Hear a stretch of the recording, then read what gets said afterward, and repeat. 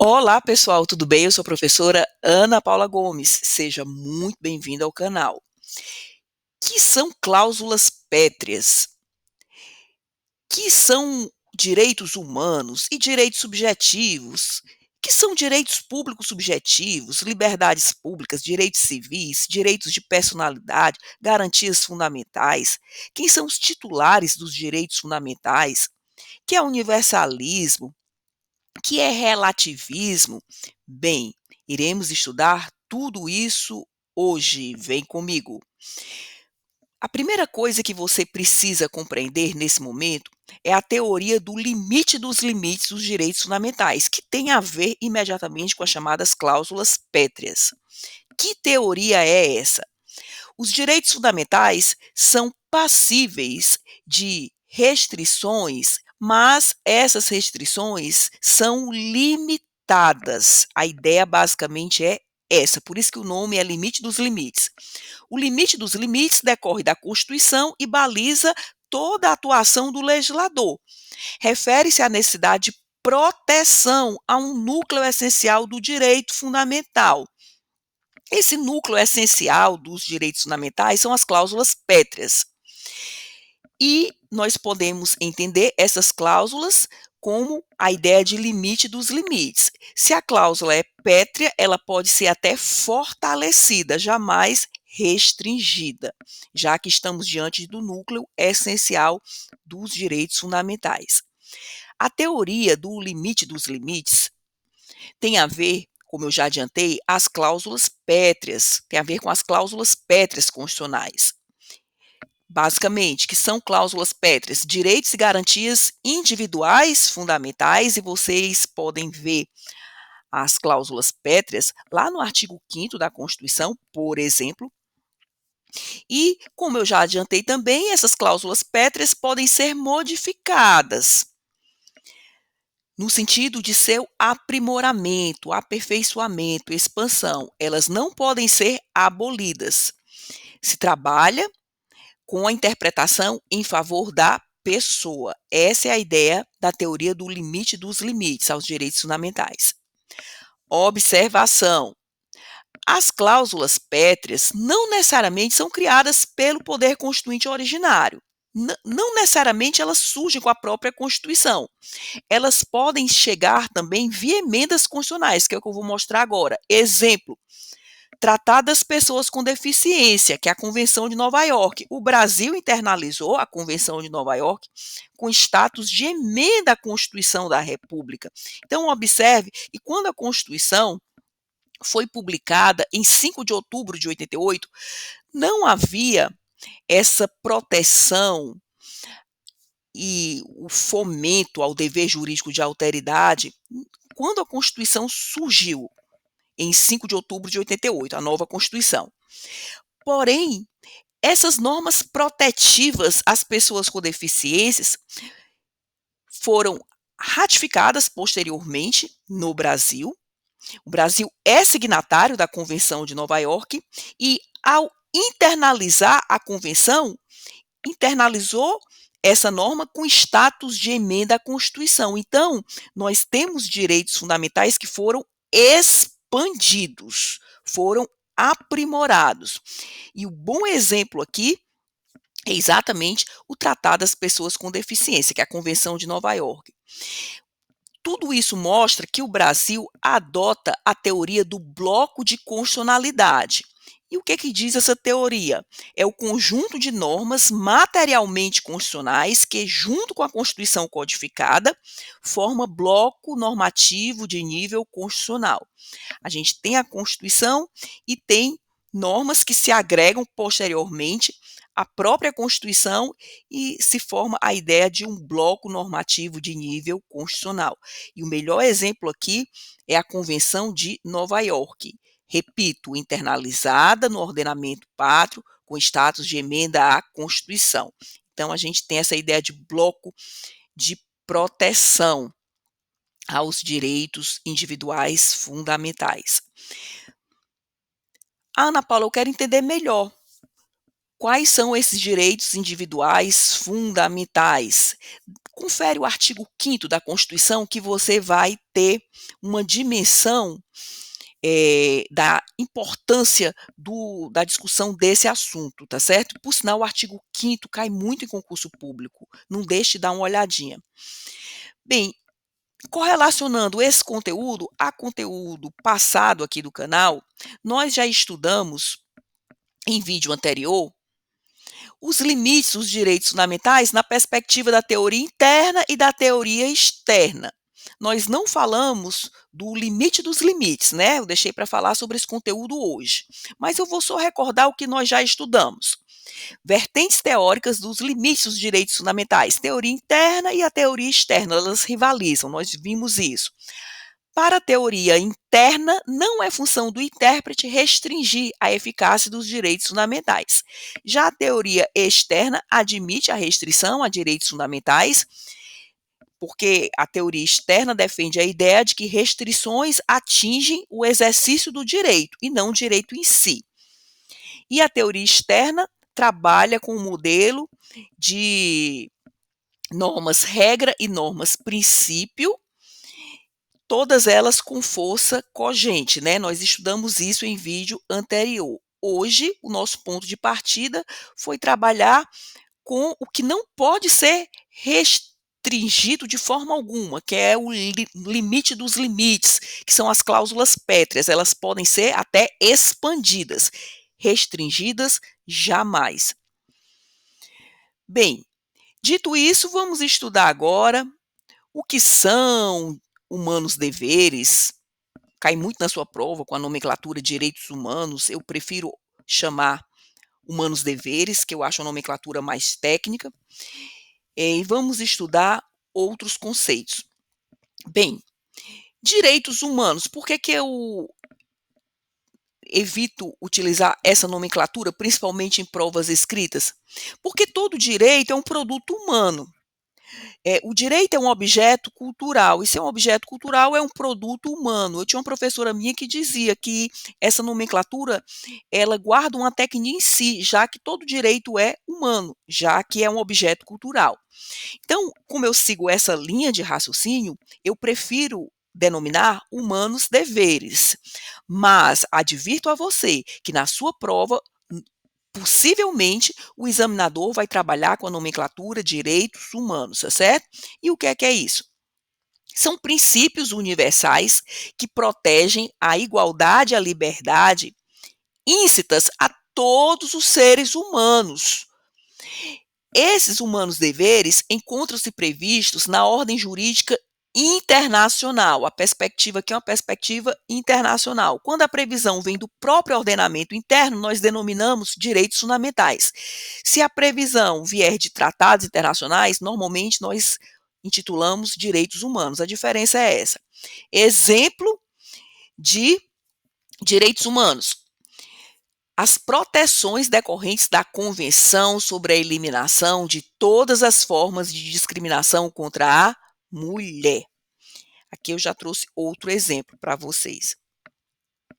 Então, para objetivar a discussão, quando a proteção é prevista em tratados internacionais, normalmente nós nominamos direitos humanos. A exemplo da matéria manejada na Convenção sobre a Eliminação de todas as formas de discriminação contra a mulher. Quando essas proteções são internalizadas no ordenamento, aí nós normalmente utilizamos a nomenclatura direitos fundamentais.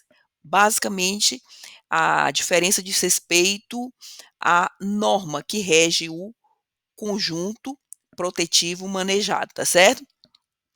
Bem, e direitos subjetivos? Que conceito é esse? É muito importante que a gente saiba distinguir, né, as nomenclaturas para não se atrapalhar na hora da prova. Aqui é muito fácil, pessoal. Os direitos subjetivos são os direitos das pessoas. Basicamente, a ideia é essa. E para termos direitos subjetivos, normalmente esses direitos são assegurados via políticas. Eu prefiro não falar políticas públicas, já que toda política é pública, né? É outra redundância ficar falando política pública. Mas normalmente nos editais eles falam políticas públicas, né? Os direitos subjetivos são direitos das pessoas, e esses direitos são manejados via políticas setoriais. Basicamente, a ideia é essa. O que foi que eu escrevi aqui para vocês? São prerrogativas ou faculdades ou pretensões da pessoa. E essa pessoa pode ser uma pessoa física, como pode ser também, claro, uma pessoa jurídica. E todas essas prerrogativas ou faculdades ou proteções são juridicamente tuteladas, tá certo? E essa tutela normalmente decorre de políticas setoriais. Bem, e direitos públicos subjetivos? Aqui também é um conceito bem tranquilo. São prerrogativas da pessoa em relação ao Estado. São direitos da pessoa em face do Estado. Dito isso, que são as chamadas liberdades públicas? São os direitos de primeira geração ou primeira dimensão, como vimos e estudamos em vídeo anterior do canal. Essas são as chamadas liberdades públicas. A ideia é: Estado, afaste-se de mim. Observação: a visão dos direitos por gerações compartimentam. Há quem critique essa visão dos direitos por gerações ou dimensões, porque trabalham com ideias compartimentadas. A crítica é nesse sentido. As gerações não correspondem precisamente à evolução histórica dos modelos de Estado, liberal, social e democrático. Estudamos isso, deixa eu só recordar aqui com vocês. Olha só, no vídeo anterior, nós estudamos o modelo de Estado, Estado liberal, lema, liberdade, né? Estado, afaste-se de mim. Aqui a gente tem a ideia da livre iniciativa, e é exatamente nesse modelo de Estado liberal que nós vamos ter os direitos de primeira dimensão ou primeira geração, como você prefira, que são os direitos civis e políticos. Exemplo, livre manifestação do pensamento, artigo 5º, inciso 4. Então, como a livre manifestação do pensamento está no artigo 5º, é um direito fundamental individual, portanto, cláusula pétrea. Esse direito pode ser expandido, jamais restringido. Eis o link do conteúdo passado com o conteúdo presente. A título de recordação meteórica, estudamos também em vídeo anterior os direitos de segunda dimensão, que são os direitos sociais, econômicos e culturais. Estudamos os direitos de terceira dimensão, que são os direitos difusos, né? Mas observe que o link da matéria de hoje é exatamente com os direitos de primeira dimensão, que integram o núcleo rígido da Constituição.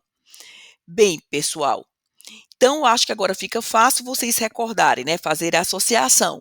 Então, as liberdades públicas dizem respeito aos direitos de primeira dimensão, em que pese a crítica dessa subdivisão por geração, compartimentar o direito.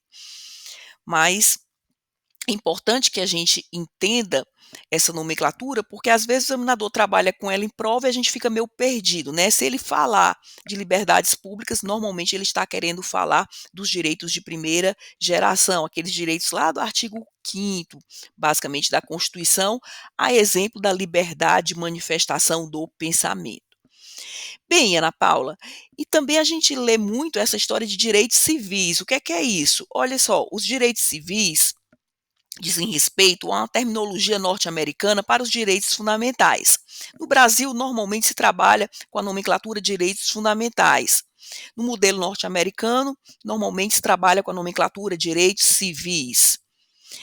E no modelo norte-americano, essa nomenclatura direitos civis abrange apenas os direitos individuais, tá certo? É a nomenclatura mais restrita. Direitos de personalidade. O que são?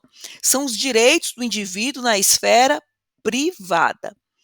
Os direitos de personalidade, digamos, rivalizam com os direitos públicos subjetivos. O que foi que a gente estudou dos direitos públicos subjetivos? São as prerrogativas da pessoa em relação ao Estado. Esses são os direitos públicos subjetivos. Direito da pessoa em face do Estado. Já os direitos de personalidade, que foi que a gente acabou de estudar, que são os direitos do indivíduo na esfera privada. Bem, Ana Paula, e essas garantias fundamentais? Eu já adianto para vocês que elas estão a serviço de proteger os direitos fundamentais, tá certo? que são elas? São mecanismos de proteção de direitos fundamentais. Tem uma natureza assecuratória. Exemplo, garantia do devido processo legal, garantia da presunção de inocência. As garantias fundamentais, elas protegem os direitos fundamentais. E quem são o titular ou quem é o titular dos direitos fundamentais? Qualquer pessoa física ou jurídica, brasileira ou estrangeira, e tudo isso decorre do caput do artigo 5º da Constituição da República. Hermenêutica. Hermenêutica é o ato de interpretar, tá certo? Se o legislador não diferenciou, não cabe ao intérprete fazê-lo. A boa regra de hermenêutica parte desse pressuposto. Se o legislador não diferenciou, não cabe ao intérprete diferenciar o que não foi diferenciado pelo próprio legislador.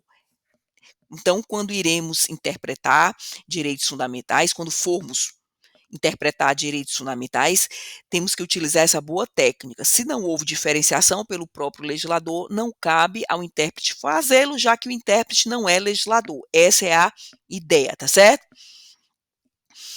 Então, agora, pessoal, quando estudamos esse conteúdo, é muito importante saber diferenciar o universalismo do relativismo cultural, tá certo? Isso pode cair em prova. Universalismo é uma ideia de compreender os direitos fundamentais na seguinte perspectiva: todas as pessoas são titulares de direitos humanos. O universalismo vai dizer o seguinte: todas as pessoas são titulares de direitos humanos. É uma ideia que decorre da Segunda Guerra Mundial. Em razão dos horrores da Segunda Guerra Mundial, a partir de então se concebeu essa proposta teórica que diz que não há mais humano menos humano, ninguém é mais gente ou menos gente, todas as pessoas são titulares de direitos humanos. Então, todas as pessoas são titulares e devem preservar os humanos deveres. Essa é a ideia. Bem, e essa ideia de universalismo está no preâmbulo da Declaração de 1948, que eu trouxe aqui para vocês. Olha que interessante. Considerando que os povos das Nações Unidas reafirmaram na Carta sua fé nos direitos humanos fundamentais. Observe que fala direitos humanos fundamentais, é que a gente tem uma perspectiva externa e uma perspectiva interna. Na dignidade e no valor da pessoa humana e na igualdade de direitos dos homens e das mulheres, e que decidiram promover o progresso social e melhores condições de vida em uma liberdade mais ampla, considerando que os Estados-membros se comprometem a desenvolver, em cooperação com as Nações Unidas, o respeito universal aos direitos humanos e liberdades fundamentais e a observância desses direitos e liberdades. Então, gente, aqui é que é importante, ó, os Estados-membros se comprometem a desenvolver, em cooperação com as Nações Unidas, o respeito universal aos direitos humanos e liberdades fundamentais e a observância desses direitos e liberdades. Então, a Declaração de 1948, ela abraça a corrente doutrinária do universalismo. Todos são titulares dos direitos humanos. Bem, outra norma internacional muito importante que você precisa compreender para a sua prova é a Convenção de Viena de 1993, que parte da ideia de que os direitos humanos são universais. Então, aqui a gente vai ter outro reforço ao universalismo. Todos os seres humanos são titulares indistintamente dos humanos deveres. Esses direitos humanos, além de universais, são interdependentes. Em que sentido? Há uma relação de complementaridade, um direito reforça o outro. Exemplo, os direitos sociais reforçam os direitos individuais. Outra ideia que decorre da Convenção de Viena de 1993, a indivisibilidade dos direitos humanos. Os direitos humanos não se fragmentam, os direitos humanos sucedem, eles passam por diferentes dimensões, eles se sucedem em dimensões. Outra característica dos direitos humanos, eles são interrelacionais. Há uma interação entre os sistemas internacionais de proteção, tá certo? Então, a Convenção de Viena de 1993, ela vai trazer as seguintes ideias: os direitos humanos são universais, repetindo, universais em que sentido? Todos os seres humanos são titulares indistintamente, não há um ser humano melhor ou pior que o outro, todos nós carregamos no peito a semente da dignidade, que a todos humaniza, o que desde Kant se sabe. Outra característica que pode ser cobrada, principalmente em prova dissertativa, é pedir para você escrever sobre a interdependência dos direitos fundamentais. Isso decorre também da Convenção de Viena de 1993, que são direitos humanos interdependentes. É uma relação de complementaridade. Os direitos sociais reforçam, por exemplo, os direitos individuais. São interdependentes porque se completam.